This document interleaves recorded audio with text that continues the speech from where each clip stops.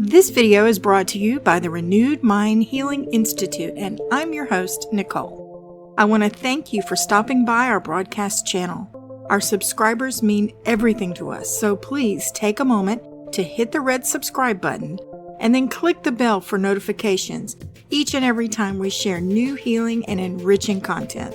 We're glad you're here. Let's get started.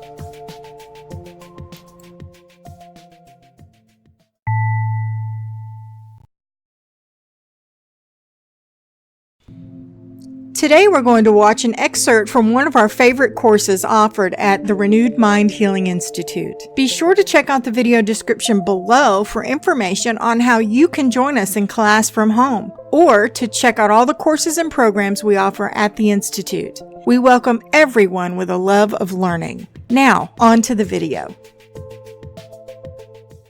Keto diet step number 1. Displace, do not replace.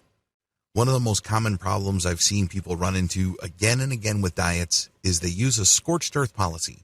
For example, if somebody is loading up on starch, they basically replace all the meat and all the eggs and fatty food they have been eating with just starch. They have this black and white, either or, all or nothing mindset. Now, you may be thinking that this is a good thing.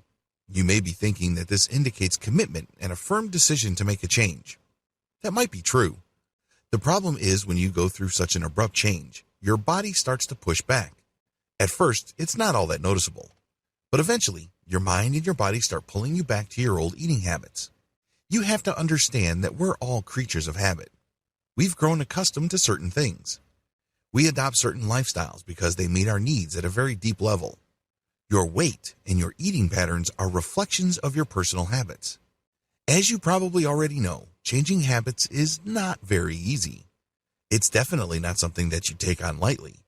It is no surprise, given this background, that a lot of people who just abruptly change their diets end up going back to their old eating patterns. All that weight that they've lost initially in the early stages of the diet come back. Worse yet, people get heavier. They end up in a worse place. This is due to the fact that they triggered their system for a serious backlash later on. Just because it didn't happen when you switched over to your new diet doesn't mean it's not going to happen.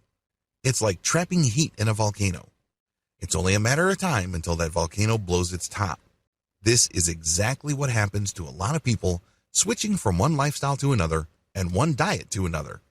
It doesn't matter whether you've adopted the paleo diet, the South Beach diet, the Atkins diet, or any other kind of weight loss program. Eventually, you go back to your old eating habits. The number one reason why people cannot sustain their new diet. Why do people end up where they begin? The most common problem with diets is that people choose to replace instead of blending in new ingredients. For example, if you used to eat a lot of rice, mashed potatoes, white bread, pasta, and other starchy staples, you probably would want to clean out your pantry once you switch over to a paleo or other high-fat, low-carb diet. This is a common tendency with a lot of people adopting new diets. They simply just want to turn their back on their old eating patterns because they can see the benefits the new diet brings to the table. They've seen before and after pictures of people losing a ridiculous amount of weight. They can see how good people look after shedding all that fat. They can't wait to just stop what they're eating and eat new food. I understand why people are excited. I was excited too. But after seeing myself in worse shape after my diet than when I began, it dawned on me. I began to realize that the reason why I keep coming back to where I started is because I sought to replace all my food choices. I used a scorched earth policy. I would go from eating fruits and vegetables to eating only eggs, avocados, and other fatty foods. After all, I've gone keto. You can say the same for paleo and other diets out there. The problem is this is not sustainable. I was only able to stay on the keto diet when I started to displace food items. What does this mean? Instead of replacing high-carb items on my meal plans, I added high-fat items to my diet. Eventually, I started to lose my taste for high-carb foods. They got displaced by more and more high-fat items on my meal plans. Add, do not subtract. Displace, do not replace. It's all in your head.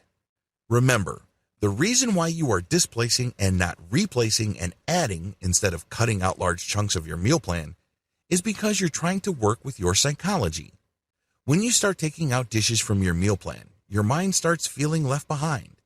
Deep down inside, you start to feel that you're denying yourself. You feel like you're losing something. I'm sure I don't need to remind you that one of the most powerful human impulses is the fear of loss or getting left behind.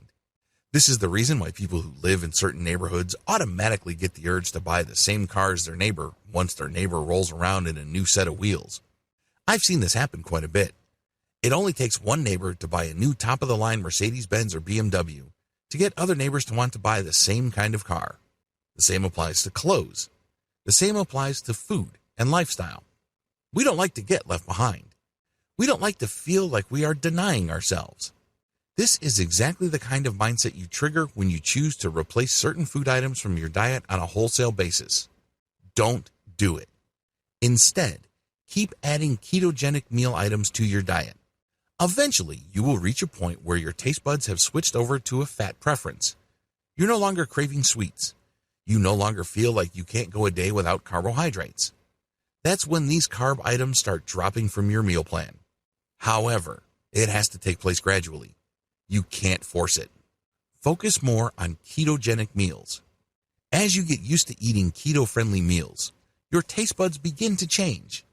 At first, it may seem like it may be hard going for you. After all, who can eat eggs day after day?